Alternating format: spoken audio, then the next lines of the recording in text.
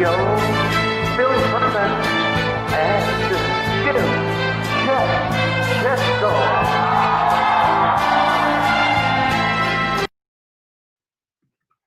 It's Wednesday, December 2nd, 2020. Welcome to the Philly Pressbox Radio Roundtable, brought to you tonight by the Irish Rover Station House in Langhorne, PA, and Allstate Insurance in Westchester, PA.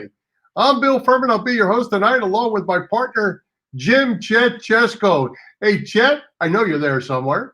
The Eagles have their backs against the wall with 5 games left after an awful Monday Night Football loss to the Seahawks.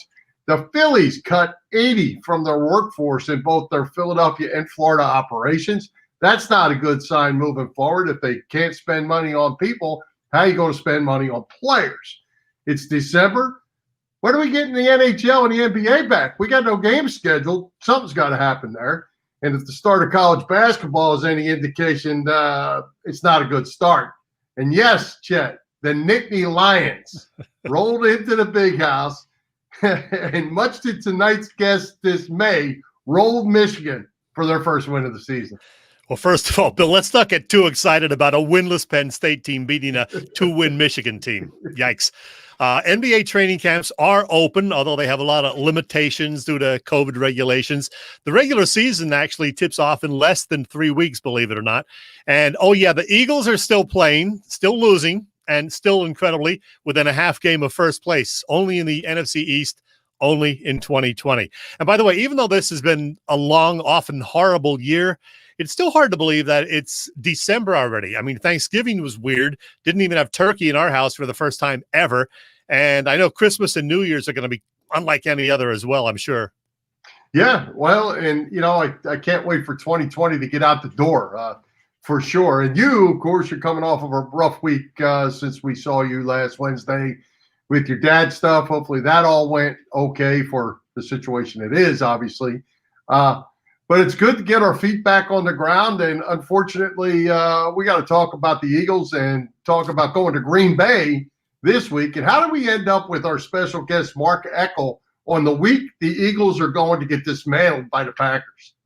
Timing is everything, speaking of Mr. Eckel. And speaking of weird, I was watching Sunday Night Football here on a Wednesday afternoon. Again, it's 2020. Yeah, well, with that, it's always fun when we have Mark with us. And tonight will be no different with the Philly and Penn State sports teams playing the way they are. We have plenty to talk about. So, Mark, welcome back. And, hey, that's a great opening you guys have. I never actually saw the opening before. I've heard it.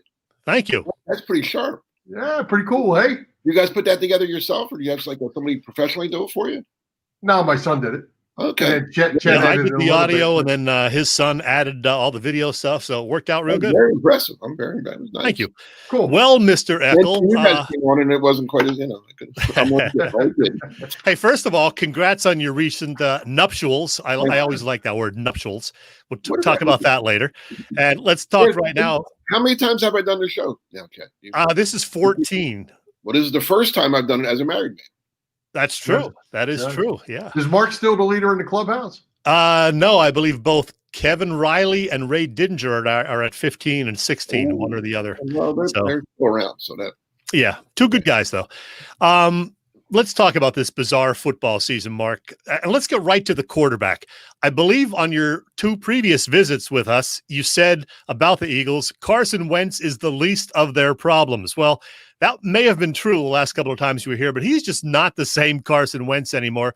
You probably don't get to see every Eagles game, but what is your view on Wentz and his issues this season?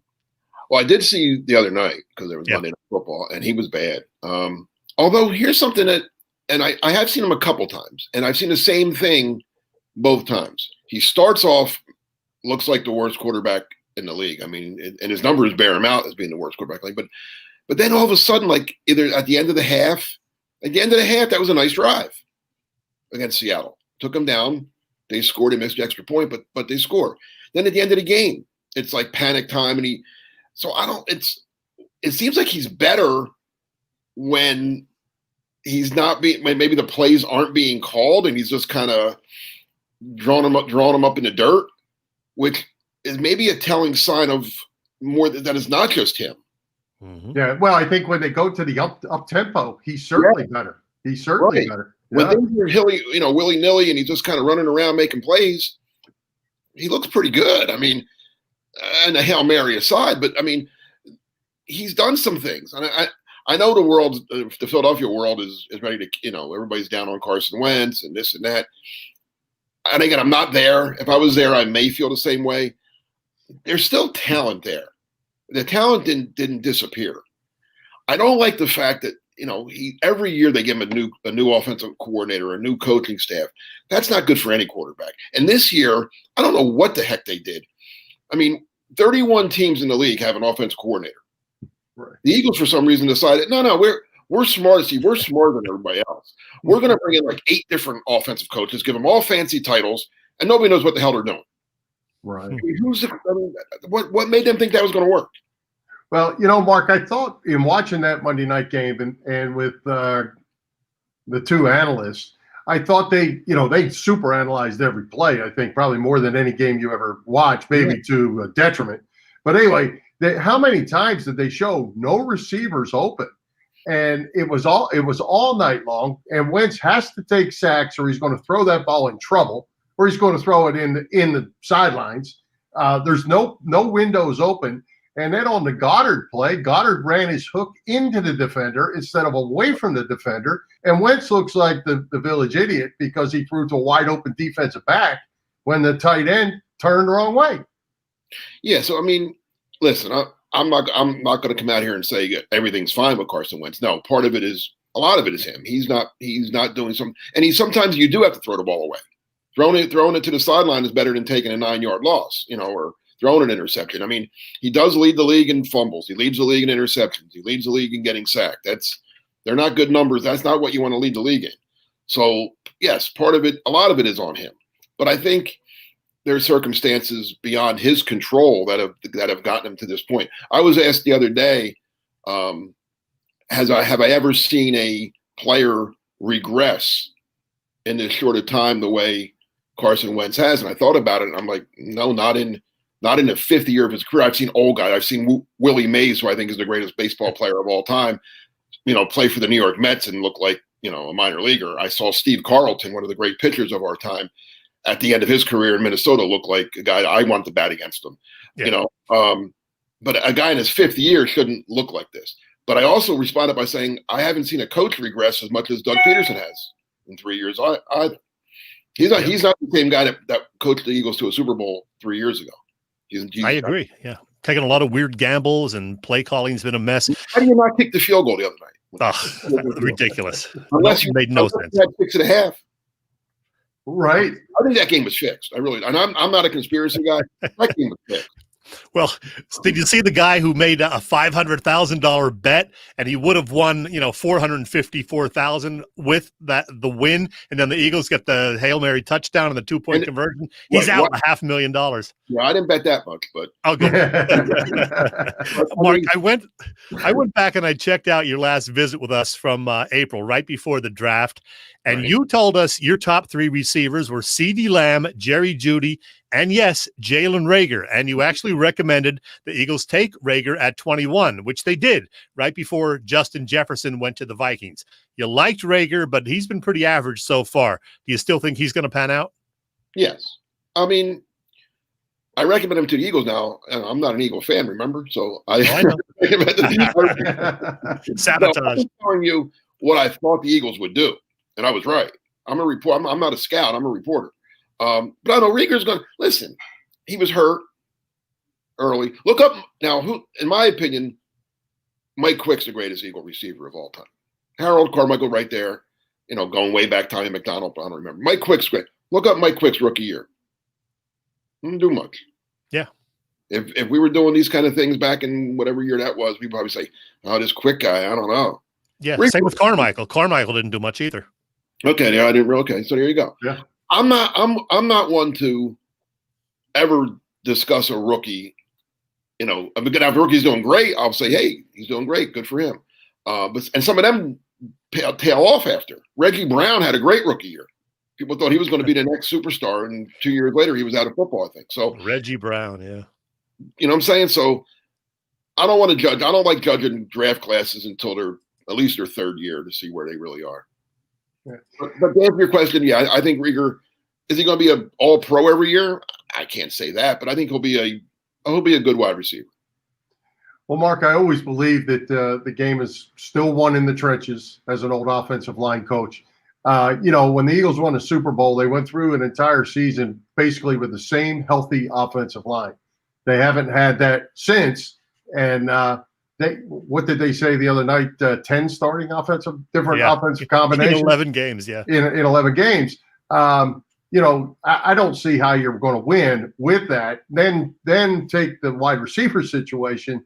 Zach Ertz being hurt, and I'm with you on Doug, but I just don't know how you win when you're shuffling offensive linemen all over the place, and the ones you have are now old. Right, and well, the way you win is you try to win every game 13-10, but it's hard to do that in the NFL today when everything is catered to the offense. And let's be honest, the Eagles defense I thought played very well the other night. Yeah, obviously they haven't been that good every week, but. To answer your question, how do they win? That's how you try to win. You hold the other team down and hope, or call some turnovers, get the ball. I mean, that's the other thing. The Eagles, I don't know what their plus minus is, but I'm sure it's a big minus, right? Plus minus in turnovers. Yeah, it's definitely. They turn it over way more than they cause turnovers. No, they only have 3 takeaways, I believe. I mean, Wentz has way more than that in fumbles. Exactly. that's to me, that's how you lose games. I mean, if you look it up, I would say it's probably I think I saw a stat on that. It's like 80-some%. The team with the least amount of turnovers in the game wins the game. Hey, Mark, as the ESPN crew pointed out Monday night, the Eagles drafts since 2013 have produced exactly one Pro Bowl player, Carson Wentz. Now, I know Chip was in charge for a year or two, but what does that say about Howie Roseman as a talent evaluator? He's terrible. I mean, that was amazing watching that game. And, Louis Riddick, Howie fired Louis Riddick. Yeah, I know. As part of that, I mean, I loved it. I loved hearing Howie get tortured.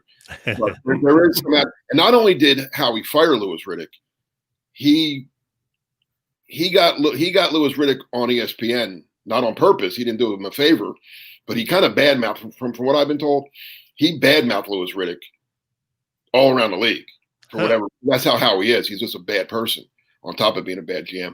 He ruined Louis Riddick's NFL scouting career. It's why he's never gotten back into the league. Good for him. He's doing a good job on ESPN. He's probably making more money doing that. But so I think Louis was waiting for this. I think Louis was like, okay, I finally get a chance to get even here a little bit. It's funny. I didn't know any of that. But I was going to say to you, did it sound, because I wasn't thrilled with the broadcasters as it was in this game, but it almost seemed to me like Riddick was politicking for the GM job, I thought, during the show. It was kind of crazy. He was more getting you. I think it was more of, I'm going to get this guy. It took me all these years, but I'm going to get him. Wow. Well, Mark, I'm going to show the standings here in just a second. And I want to mention the Birds are no longer in first place. Their next 3 contests are road games in Green Bay and Arizona, sandwiched around a home game against the Saints. That is a tough stretch. Can they win any of those next 3 games? They can, sure. I mean, any game's winnable.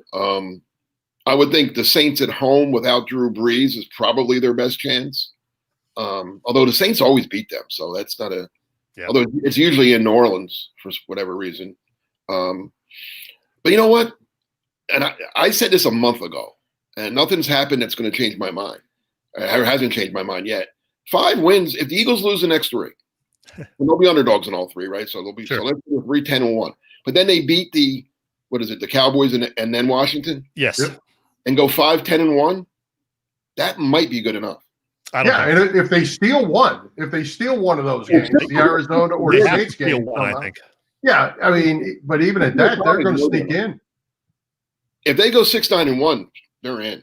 Yeah, you're probably right. I'm serious. I mean, it's sad to say, but everybody's putting the Giants in, right? Oh, the Giants are going to look at the Giants. Have you seen the Giants schedule? And they got a hurt quarterback now. So, well, even if he was healthy, they have Arizona. They're not beating them. They have Seattle in Seattle. They're not winning that game. Nope. And I believe they have Arizona, Cleveland, and Baltimore.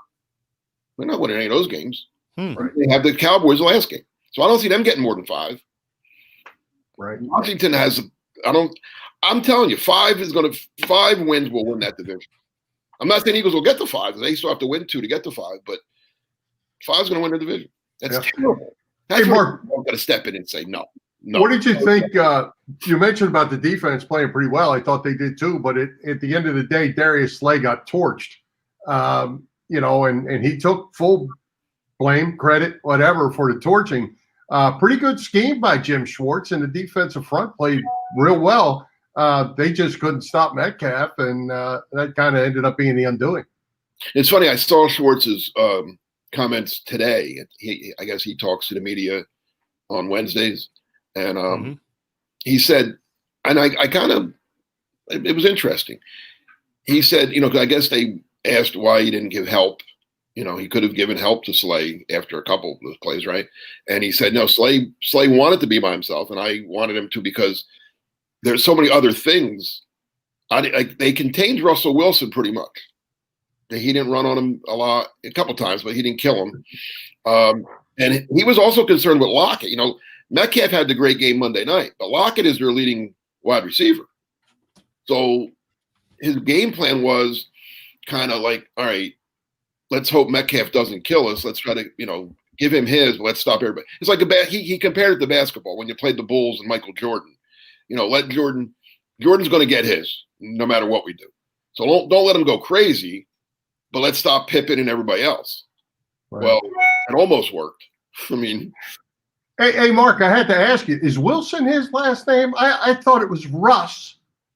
I thought Steve Levy just thought it was Russ out there. Come on! I didn't even know he had a last name. He was awful Monday night too. Hey, they're better than what they had last with Booger McFarland and the other guy. Yeah, that is true. That is true. Hey, Mark, you're writing for the Packers these days from your beach chair in South Carolina. We know, don't rub it in. And by the way, happy 37th birthday to Aaron Rodgers today. But how good are the Packers this year? Their offense is very good. I can give a little plug here, right? I write for Packer Report 66, which is now part of the 24/7. But funny story, when I was a little kid, it was called Ray Nitschke's Packer Report. And living in New Jersey as a Packer fan, you didn't get a lot of Packer information, and they weren't very good when I was growing up. I mean, when I was real little, that was Lombardi in it. But I mean, I'm talking when I was a little older. I actually got that.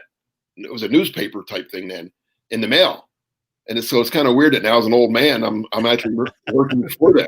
And it's a bunch of young kids that do a great job. They really do. They're all like in their 30s or maybe 40. I don't know. But they work hard, and they brought me aboard to be the old man, I guess, to give them a historical perspective. But you qualify as an old man, yeah. I'm not as old as you, but I'm old.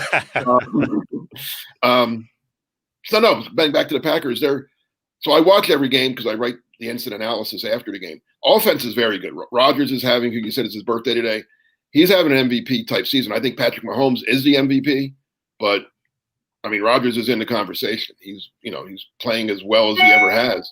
Devontae Adams is one of the top wide receivers in the league. Aaron Jones is a good running back. Their offensive line, they've had a lot of changes on the offensive line, but they've had some nice little young guys that step in. One of them, John Runyon Jr., who's going to make his first start, ironically, against the team that he grew up watching, hanging around the locker room with, right? How about that? He's 6th-round draft pick out of Michigan. He's had to come in 3 different times this year when somebody got hurt.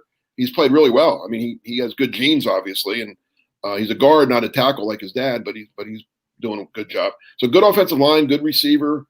Their tight end, Robert Tonyan, not a big name, but he's having a pretty good year for me. I think he has 7 touchdowns.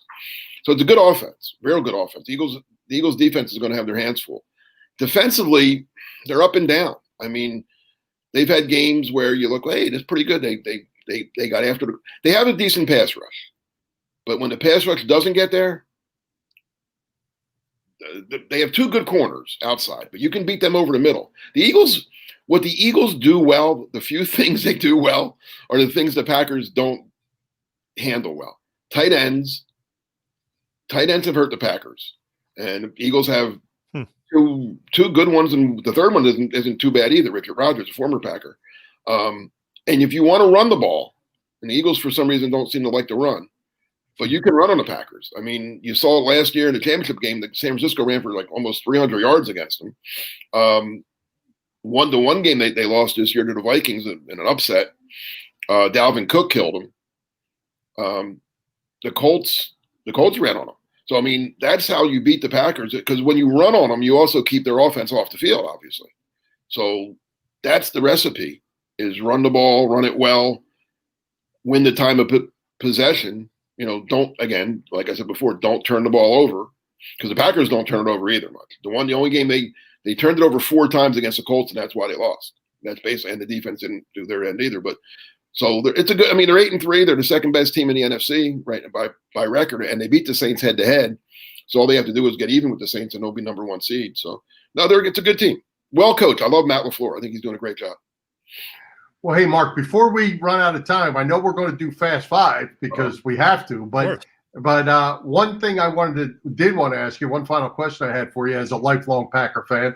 They lost Paul Hornung just a couple weeks ago now, and there aren't many of those Lombardi guys left, just a handful. It's kind of the end of an era for those fellas. They lost Hornung, was it 2 weeks after they lost one of my favorite people, not just players. I knew him as a kid. I mean, I loved him as a kid, and then I actually got to meet him as Herb Adderley, Philadelphia guy. Yeah.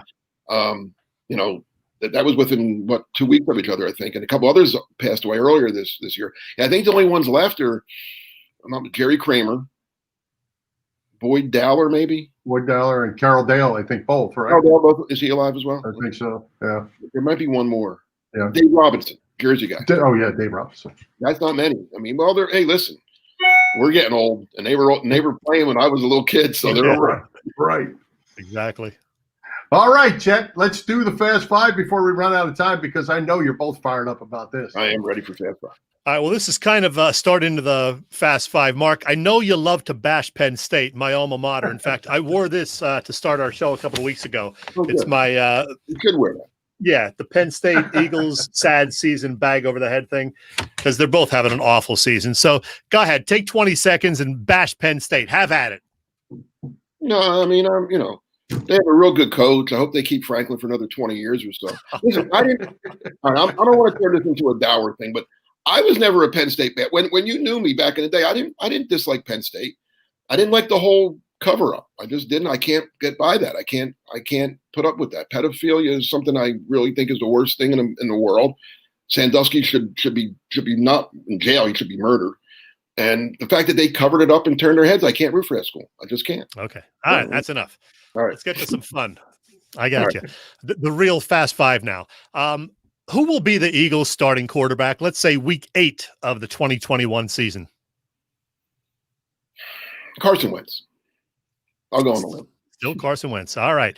There are 5 weeks in the regular season left. What is the most likely matchup for Super Bowl 55?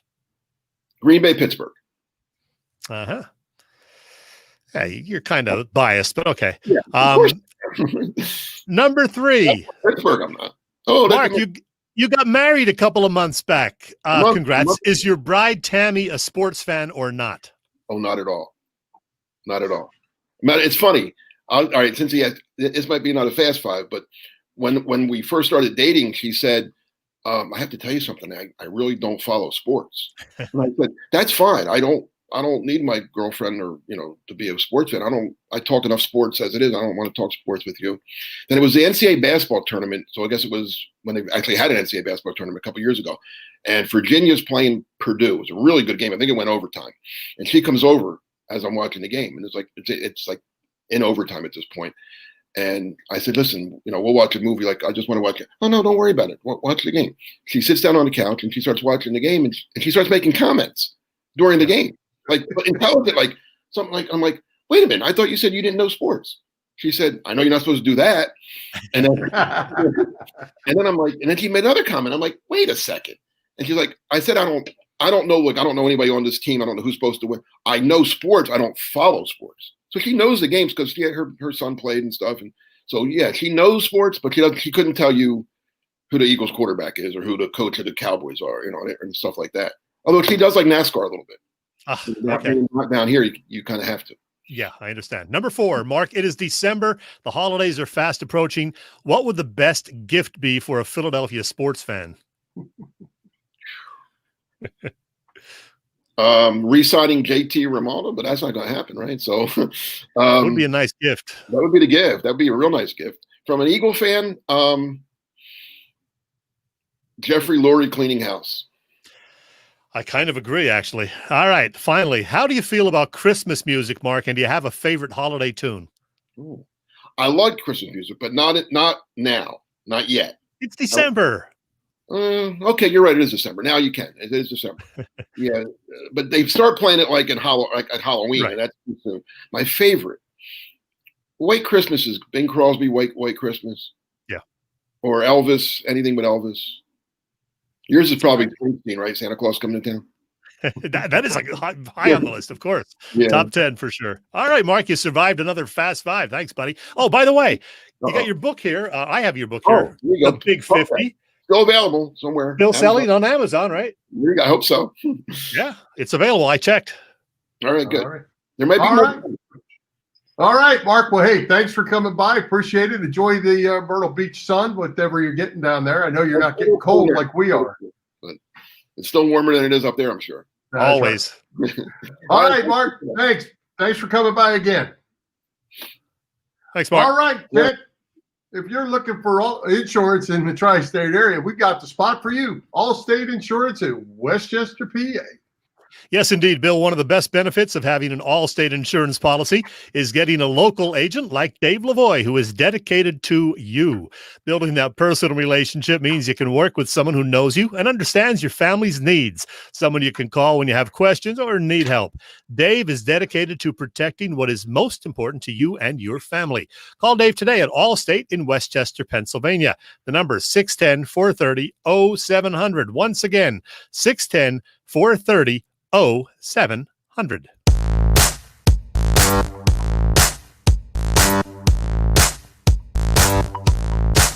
Hi, football fans. This is Merrill Reese, and you're listening to Bill and Chet on Philly Pressbox Radio. It's good.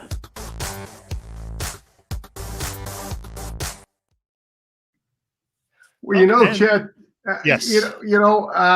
I keep wanting to have a follow-up to It's Good. But we haven't had too much good in Philadelphia sports. So we talked about the Eagles. Now we're going to, unfortunately, have to talk about the Phillies. 80 staffers between Florida and Philadelphia let go, along with the cuts that they already made. Spring training is just a couple months away.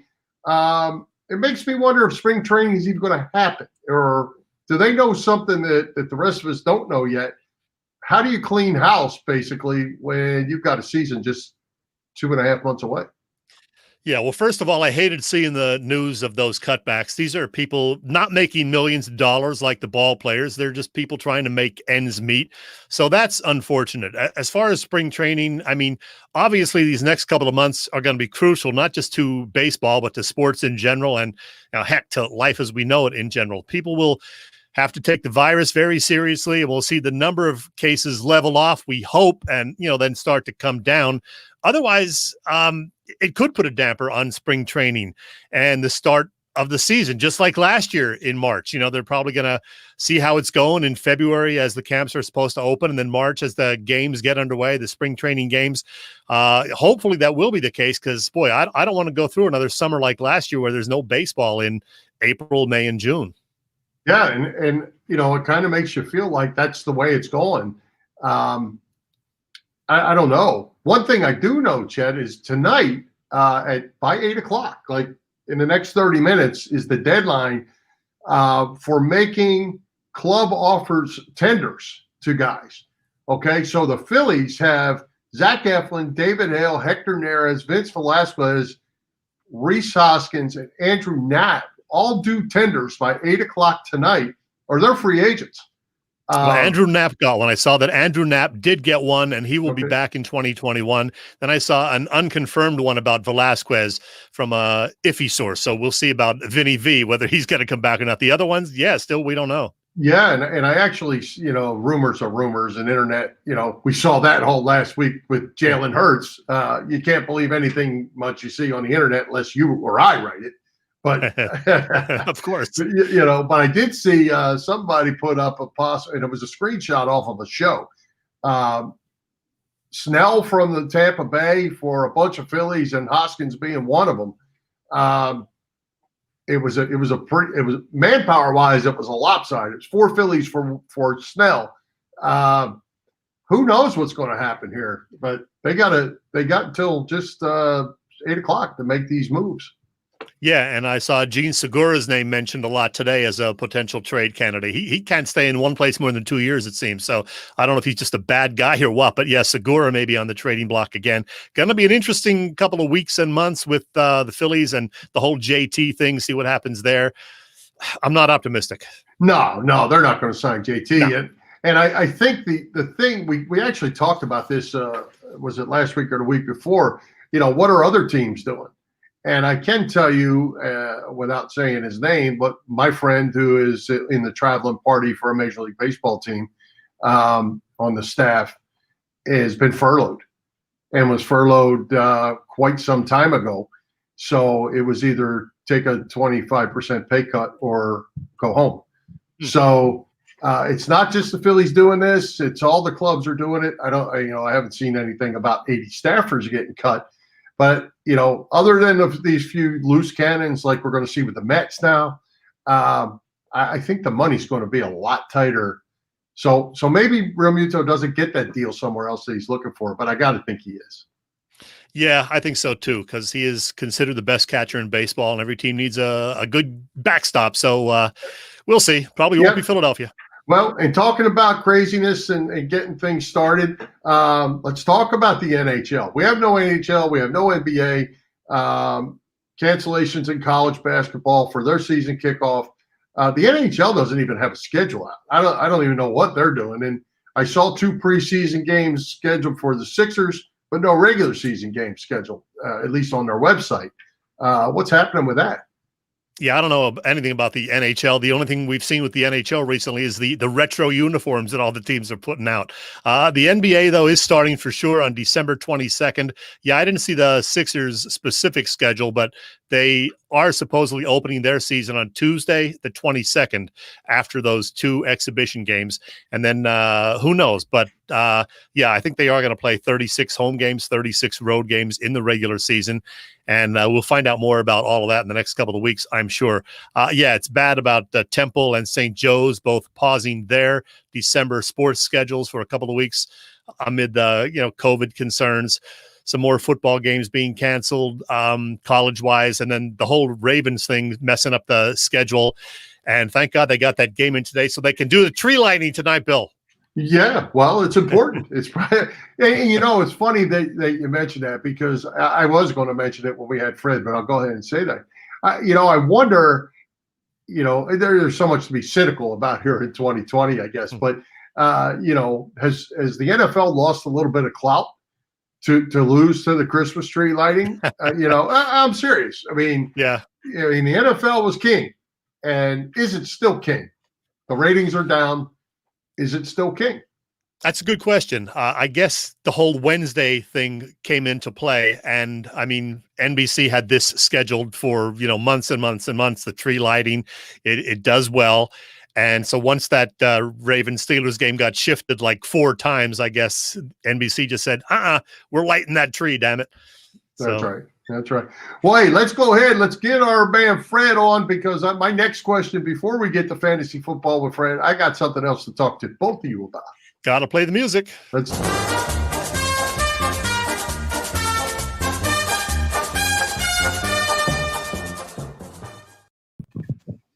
There he is, Freddy. Welcome back. Here's a Philly Sports, Freddy Burns. We're going to talk fantasy football. We're going to talk Eagles. We talked Joe Burrow going down last week. We're talking Daniel Jones going down this week.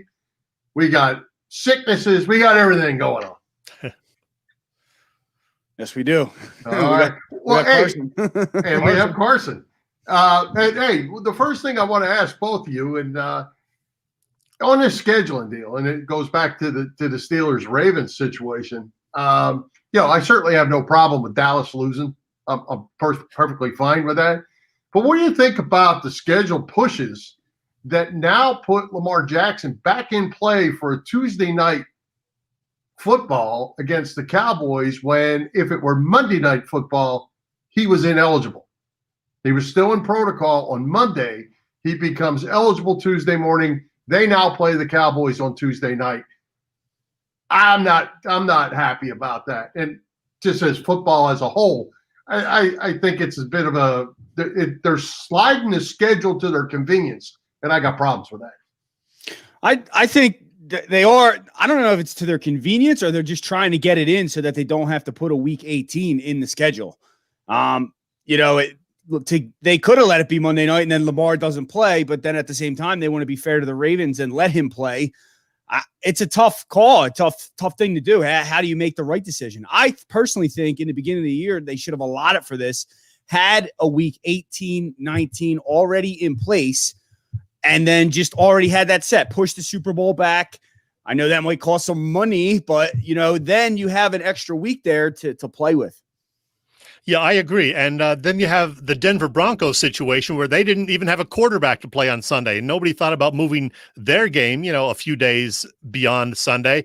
So they end up getting screwed. Not that they were going to the playoffs or anything anyway, but that just doesn't seem fair that they make all these exceptions and accommodations for the Ravens and Steelers. But Denver says, just play with some wide receiver at quarterback. Go ahead.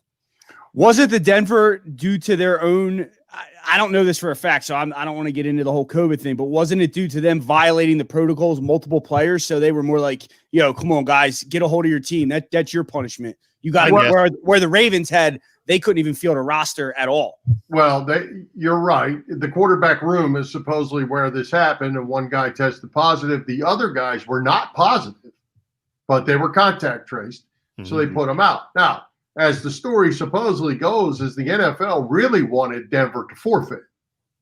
And John Elway said, we're not forfeiting. Then they don't get paid. Well, I don't know if they got paid or not, but that's the rule. The contract wise, now maybe they would have made an accommodation, but the players wouldn't have got paid. Yeah, no way they're doing that. If Denver forfeits, then Denver looks foolish, right? If they put out this product that was garbage, then the NFL looks foolish. So to me, it's checkmate John Elway. He won that deal by they took their lumps, and it's bad for the players that are out there playing hard when really the deck was slanted. They had no chance to win that game with a wide receiver, a practice squad wide receiver, didn't even know the offense, playing quarterback. Yeah, didn't they want to have their quarterbacks coach signed to the roster by Tuesday and have him play? I guess he's young enough to play. Well, he's a QC coach, so he's a young guy. Okay. And I don't know if the guy could play. I don't even know who he is. But what they said is he knew the offense better than anybody else that they had available. So let him play. Because the wide receiver didn't know the offense. So, it's just a mess to me. And I feel like the NFL is involved. It's a bad look. It almost looks like they're slanting the schedule. They canceled the game early in the year because Cam Newton was out. It wasn't the whole team that was out. It was Cam Newton who had COVID or whatever his deal was, and they moved the game for the Patriots because of one guy. So I have a problem with the whole thing, and I just don't like it. Anyway, let's get on to fantasy football, Fred. Tell us what's going on. Quarterbacks. Well, if you don't have your roster now, you're SOL, because either you're going into the playoffs this week or this week, or you're going into the playoffs this week, or this is the final week to get into the playoffs. So you have a waiver wire wise, there's no one to grab, but you just got to find guys you think you can find. If there's injuries, you got to find the right matchup. So you might go grab Taysom Hill. Now, he's not the greatest quarterback in the world as far as the throw guy, but he's run for 2 touchdowns back-to-back weeks. He gets about 100 to 80 yards a game. He's someone you might look into. One thing I would say, advice-wise, across the board, is go identify players, starting running backs, and pick up their backup. So if you see Dalvin Cook, who's a guy that sometimes get hurt, go grab Alexander Madison and get him on a roster just in case. So you have a number one guy ready to rock if he goes down. Alvin Kamara, go get Latavius Murray. even furthermore with Alvin Kamara, you see the difference with Drew Brees out of the game. He had one reception in 2 weeks. Previous to that, his 50% of his fantasy points are based off the receptions. So he's not the back that you drafted. And if you saw last week, they made Latavius Murray more of a bell cow because that's what he is. I forget 120 yards rushing, 2 touchdowns. That's another concern. Wide receiver wise, Brandon Ayuk's a guy that may be on your waiver wire. He just came off injured reserve. He was averaging about 15 to 20 points. I think 5 out of 7 weeks, something like that. So he's a guy you might be able to grab. Kiki Kute, for whatever reason, is high on the waiver wire board. I guess grab him just in case. Devontae Parker's a guy I would look into starting more. He had a great week last week. Fitzpatrick's the starting quarterback. He loves, right now he is anyway, monitor that. He loves Devontae Parker, so make sure you can grab him. And then tight end wise, they like to shuffle it around in Indianapolis, but Trey Burton had a great game. Frank Wright, maybe he rides the hot hand, so he's another guy you can grab there. Maybe Logan Thomas from the Washington Redskins as well. I'm going to make one addition. I'm taking Zach Ertz because if he plays, he's going to get 20 targets. Good call. Zach Ertz, he's actually on my injured reserve that I can pull up. Most people wouldn't have cut Zach Ertz, but if you have an injured reserve spot on your roster, but yeah, he's a guy that may be on the waiver wire in leagues that don't have an injured reserve. Yeah, and he is expected to play now, they said today. So good to have Zach Ertz coming back. And you think Carson needs him? Oh, yeah. He needs a lot. Yeah. He needs one guy to get open to spread the field for him a little bit, I think. All right, let's get to some predictions. First, all right, well, we had a game today, which was one of our picks. How'd it go this week, Chet, and where are the standings? Well, once again, Fred and I had just one different pick. Once again, it was Fred taking the Eagles to get back on track, and me going with logic and picking their opponent, the Seahawks, in this particular case. So I gained another game on Fred. I was a perfect 4-0 thanks to the Steelers winning today. Fred, because he took the Eagles, was 3-1. And I have now moved into a tie for first place with Fred. I think I was back 4 games at one point, but made some ground up the last few weeks. We are both now 32-17. And by the way, Bill, you also thought the Eagles were going to prevail Monday night. You are now 1-7 in the 8 games that you officially made picks for this year. I just thought I'd mention that. Well, that's okay. I don't watch them. All right. So let's get going with this week's predictions, okay? Giants without Daniel Jones visit Seattle. As of last night when I put this together, there was no line yet on that game, probably because of the quarterback situation. Dallas visits the Ravens. That's all the way out till next Tuesday. Like we said, no line on that one either. Washington visits Pittsburgh on Monday night or Monday evening, not Monday night. Steelers -10. And the Eagles go to Lambeau, Packers -9. So, Fred, who do you like? Giants at Seattle without Daniel Jones. Yeah, I bet on the Giants, and then they didn't cover last week because Daniel Jones left the game. It was looking great. Colt McCoy, he had some games where he got hot for the Redskins, but there's no way I can take the Giants. I'm going the other way. Sorry. Yeah, that should be an easy one. Seattle all the way. I mean, they're gearing up for the playoffs, and without Daniel Jones, the Giants have no shot whatsoever. So Seahawks win easily. All right. Dallas visit the Ravens, like we said, all the way up till next Tuesday. Lamar Jackson should be playing in that game, the best we know. So the Ravens will be back at full strength there. If Lamar Jackson plays, I'm 100. Obviously, the Ravens, there's no doubt. But I know we can't have a caveat, but I just want to say, if the other quarterback plays, I don't know if it's going to be McSorley, who ended up coming in today because Robert Griffith III wasn't playing too well. That quarterback play on both sides was atrocious, and Dallas probably will win the game if Lamar Jackson isn't there. But so I'm taking Ravens. Okay. Well, I originally wrote down Baltimore just because they're obviously the better team fighting for a playoff spot. But then I thought, you know what? I switched it to Dallas because I think Baltimore expended a lot today in the game with Pittsburgh. And I just have this hunch that the freaking Cowboys are going to knock off Baltimore in Baltimore next week. So I took Dallas. Wow. Interesting. All right. Well, and the thing you got to remember on that, Chet, it's almost like going from a Monday night to a Sunday night. It's the same amount of rest. It's Wednesday night to Tuesday. Yeah. You know what I mean? So that's not going to be that big a deal. But anyway, the football team goes to Pittsburgh to play the Steelers. Steelers -10. Steelers are on a roll. Yeah, it's tough to pick against the Steelers. Even if you had a hunch, I think the Redskins defense might be able to cause some havoc, especially if Pouncey's out again. But I'm going Steelers. Yep. You have to. I think Steelers win easily and very likely cover as well. They're going to be undefeated for another week. Yep. Eagles, Packers, -9. Fred, I know that you can't go Eagles this week. Yeah, Aaron Rodgers. Yeah, there's just no way. And you know what? I would even consider it if like they didn't go into Lambeau and win last year, but like to go back-to-back years and win again, there's just no shot. Packers. All right. Zach Ertz coming back. Wait a second. I didn't make my official pick. Zach Ertz coming back. The Eagles are going to still lose. I have the Packers winning easily 34-13. Mark it down. Wow. Yeah. Sorry. Non-competitive, huh? All right. Well, we have time for one more question, so I'm going to throw it out there to both of you guys. Back to the Eagles game. I always have this coach thing going on, you know.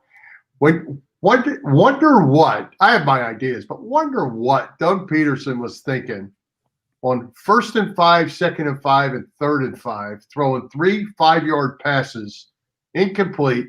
The 2 of them got dropped. There was just no offensive creativity whatsoever in those plays. Do you think he was just trying to get the linemen to get their feet underneath them, a guy to run a route and just throw an easy pass and make something happen? I don't know, because it's not even just that. It's a lot of – I think he's grasping at straws here. He tries to set plays up. He runs plays to set up other plays in future quarters even, and none of the plays are working. So everything he's set would probably be setting up for a future play isn't there. But to run those plays even short of the sticks, I mean, what does that do? If we complete it and it's 3rd and or 4th and 1, no one's feeling good about themselves for their 1-yard out route. So I don't know what's going on. And throwing it to Alshon Jeffrey, Chet. Look, I don't know what Doug's doing this year with his play calling. Yeah, it's not all his fault. I mean, the drops, 2 of them by Miles Sanders the other night, certainly hurt. But his play calling has left something to be desired. You know how I feel about Alshon. Alshon shouldn't be on the field. He's not going to be here next year for sure. Let Fulgham get more experience in case, you know, he is going to be one of the key guys next year. You know, I'm still thinking, by the way, if Doug and the Eagles lose out, that Peterson will get fired. If they win only one more game, I think Peterson gets fired. So mark that down too, guys. Well, you're wrong on that. But anyway, I one other thing, and there is no explanation, so I'll just throw it out there. And I don't believe what the broadcasters were saying, that he didn't believe the offense could get down the field again to score. That makes no sense to me. Why you would not kick that field goal is just beyond me. I got nothing for it. But I'm not believing it was because he thought that his offense couldn't get down the field again. I'm not buying that. I think he just makes bonehead decisions based on analytics. He's not aware of the game a lot of times. I think he's stuck in that play sheet. And when things are going good, it's great. And I'll even go back to the Pittsburgh game. You're the head coach. You should be aware of what's going on the defensive side of the field too. And when you saw Nate Jerry lined up on Claypool, he should have been on that. He should have called timeout and stopped that. I watched McVay do it for the Rams, run down the sidelines, call timeout. I'm not a fire Doug guy. I do get annoyed at some things, but I think the roster he has been given has a lot to do with that. But he's got to give it up and just, even for himself, to just take a step back, watch a game from a different perspective, and maybe see, oh, okay, Carson did miss that guy that's wide open. It wasn't the line. Or, oh, man, Peter should never come on the field ever again. Well, I'm a fire Doug and fire Howie guy all of a sudden now. Just in the last couple of weeks, I'm over it. I don't think they can right the ship as it currently is. So I want them both gone unless they miraculously turn it around over the next few weeks. Well, and, funny, Chet, if that actually did happen, that Elaine Vigneault and Joe Girardi would be the leaders in the Philadelphia managerial clubhouse with 1 season. Yeah, going into their second season. So go figure that. All right, Fred. Hey, hold on. Not to hold up any more time. I'm sorry, but I have to ask you, if they do win a few games and get in, isn't that the problem, that they just skate into the playoffs on these bad records and then they justify that and they come into the next season? You know, it's like, even if they do make it to the playoffs, I still think Howie has to go. You're muted out, Chet, on my You end. got muted, Chet. We can't hear you, but